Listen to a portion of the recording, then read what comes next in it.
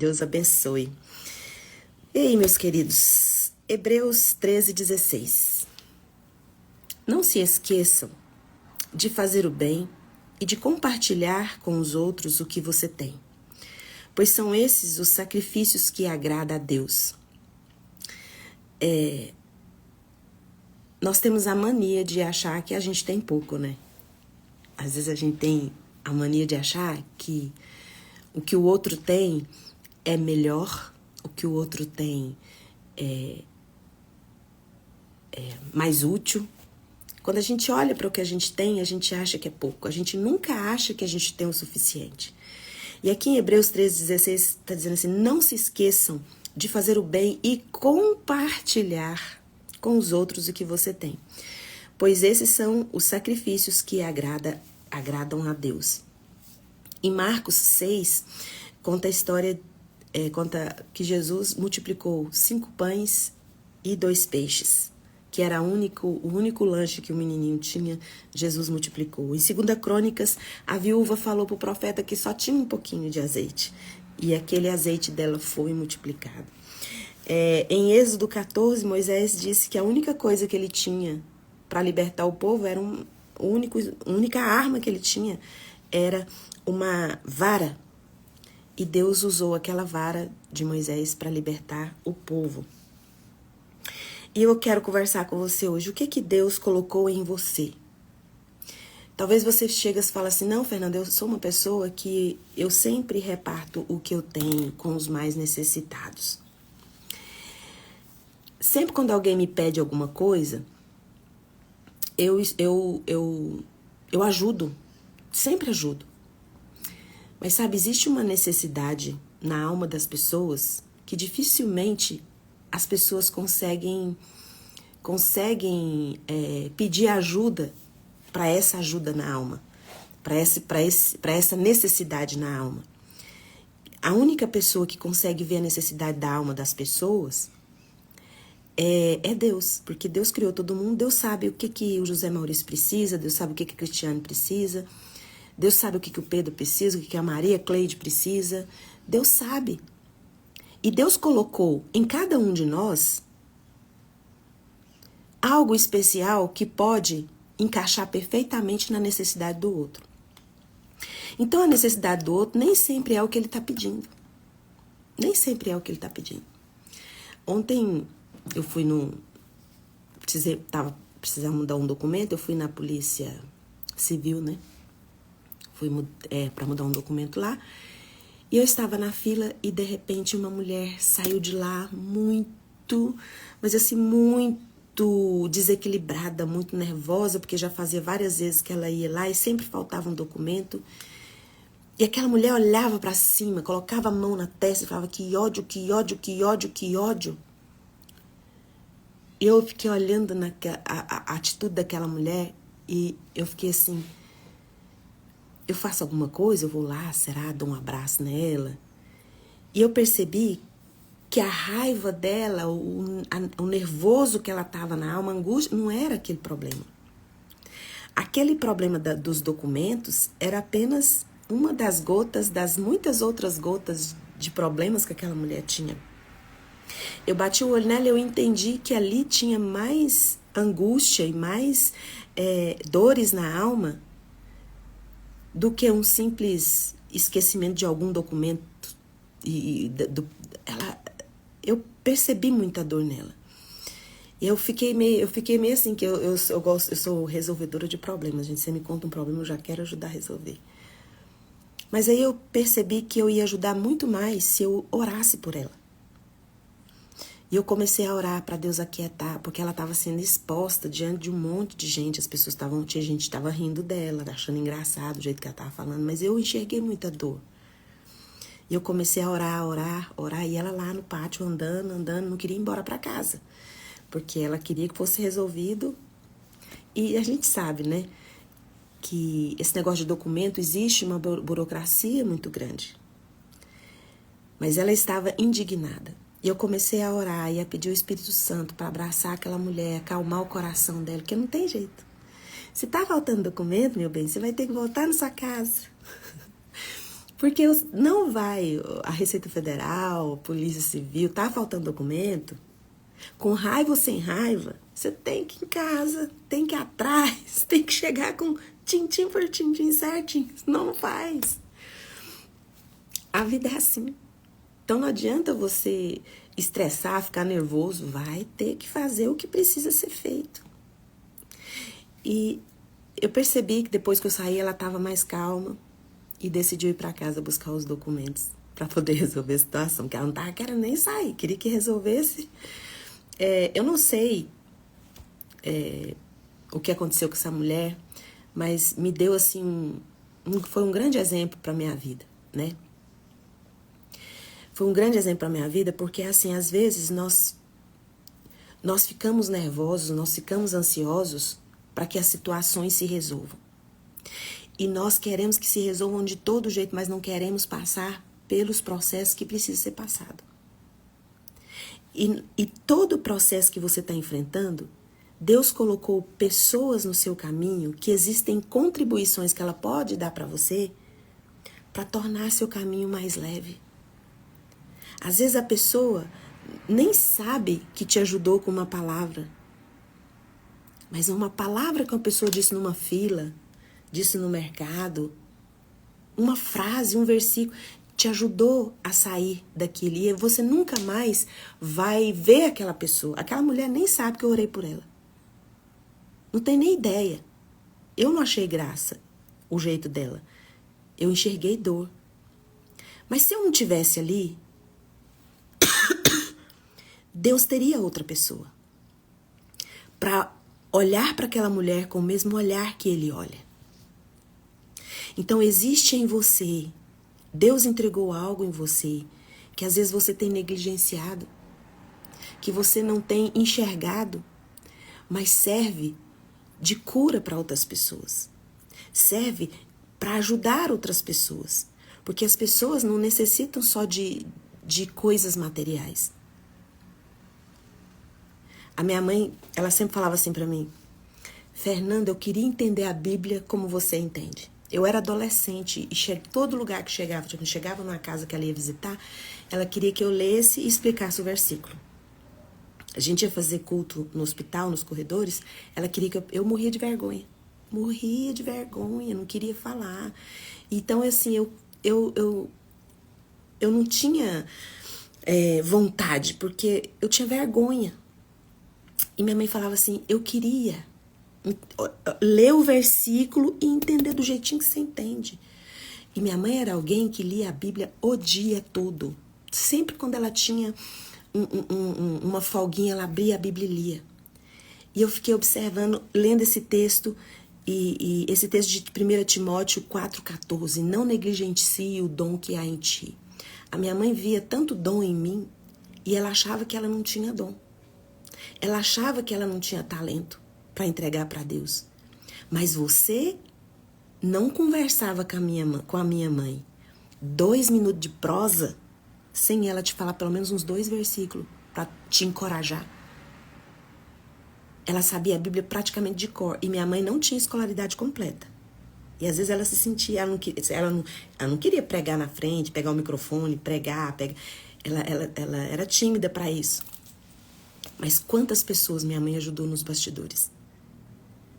E às vezes ela achava que o que ela tinha era pouco. Ela não tinha muita escolaridade, não tinha muito estudo. E às vezes ela olhava para mim e achava que eu tinha mais dom que ela, mais talento que ela. Mas olha, eu tô aqui falando com vocês nessas lives, resultado de tudo que a minha mãe entregou também. A minha mãe, ela achava que tinha pouco, mas o pouco que ela tinha, ela repartiu do jeito dela. Ninguém conversava com a minha mãe triste, saía triste da conversa, porque ela tacava a Bíblia no povo. Sempre tinha agrada-te do Senhor. Ela fala assim, agrada-te do Senhor, e Ele satisfará os desejos do teu coração. Ela sempre tinha um texto, tinha um versículo. E o que Deus entregou para você? Muitas vezes você é uma pessoa muito boa, uma pessoa que ajuda muitas pessoas.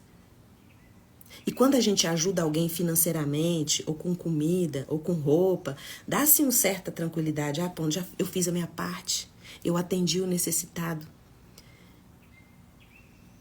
Mas às vezes Deus coloca na sua frente, no seu caminho, pessoas que não têm necessidade de nada material.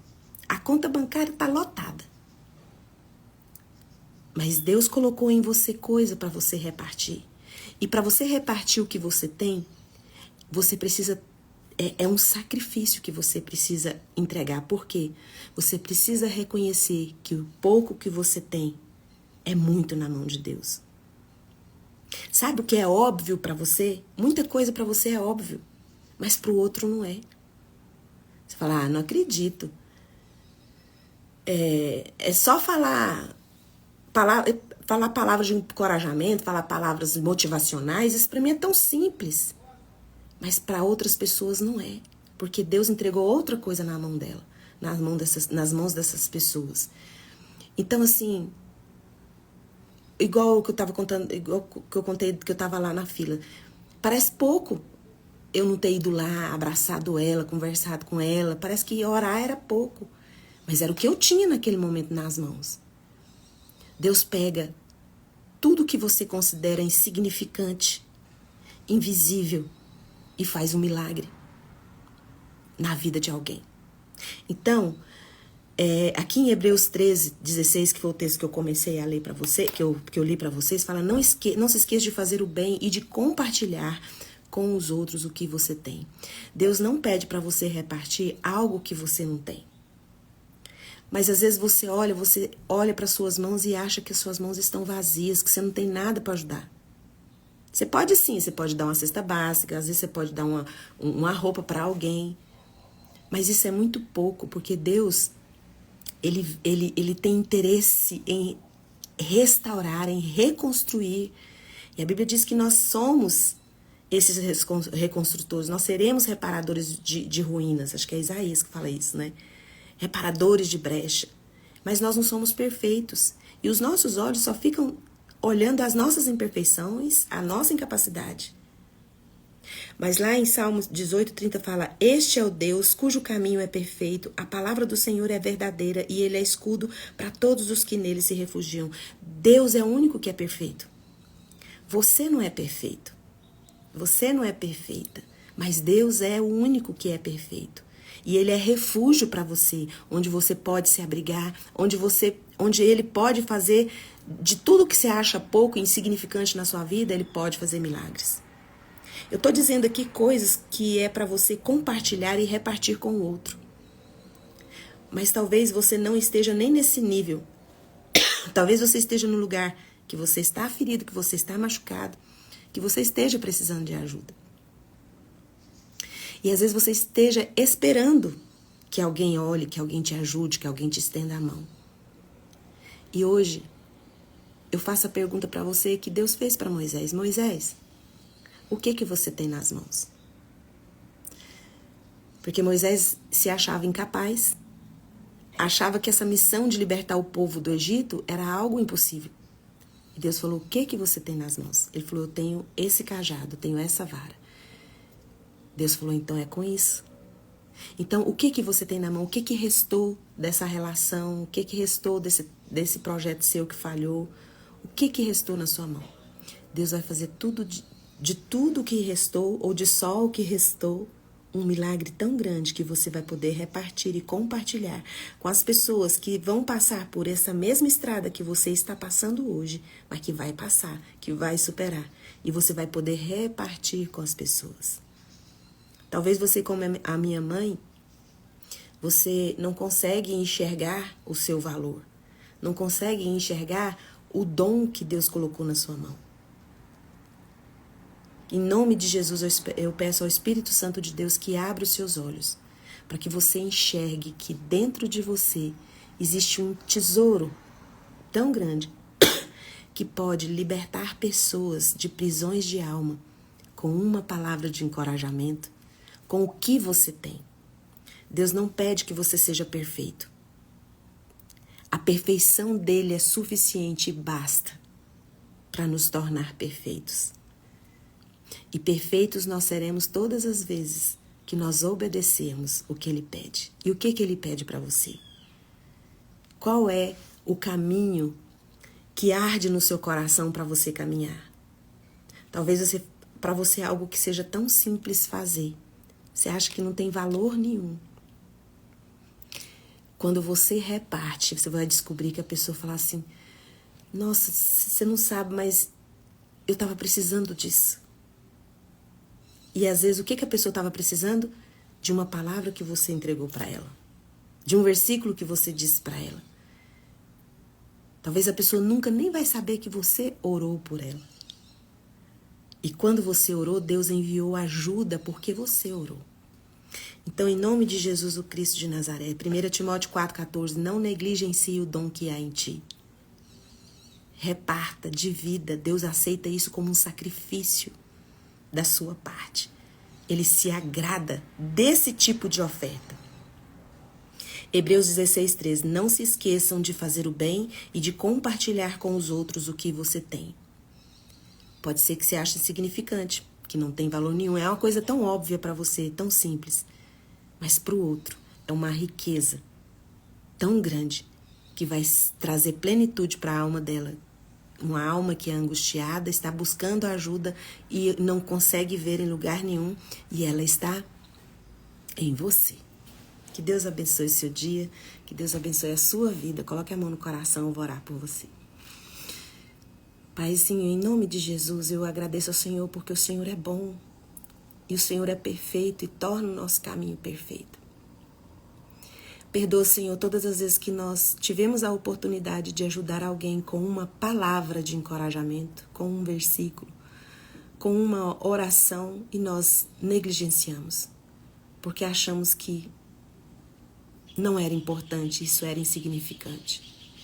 E o Senhor é o Deus do improvável, que olha para a improbabilidade e faz dela um milagre. E, Senhor, abençoe os meus irmãos aqui nessa live. Que eles sintam a Tua presença de uma forma tão especial nessa manhã. Que eles sejam curados das suas dores e possam enxergar o que eles têm de especial para entregar e compartilhar na vida do outro. Quantas vezes, Pai, nós compartilhamos tantas coisas ruins e difíceis em grupos, nas coisas, e não compartilhamos as coisas do céu, que vem trazer vida, que vem trazer cura para a humanidade. Então, em nome de Jesus, eu peço ao Senhor que nos ajude a sermos as Tuas mãos, os Teus pés, o Teu abraço, o Teu olhar, o Teu amor em movimento deste mundo, em nome de Jesus. E agora, na autoridade que o Espírito Santo de Deus me dá, por causa do sangue de Jesus derramado na cruz do Calvário, eu ministro cura sobre você. Seja curado de toda a sua doença física ou enfermidades da alma. Em nome de Jesus, eu oro pelo Daniel, sobrinho da Fátima, que vai ter um julgamento hoje, né?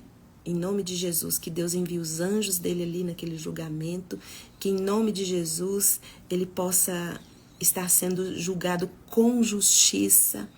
Em nome de Jesus, que Deus proteja o coração e os pensamentos do Daniel, que ele possa descansar e encontrar descanso em Deus, tirar toda angústia, toda ansiedade do coração dele, da família, em nome de Jesus. Amém.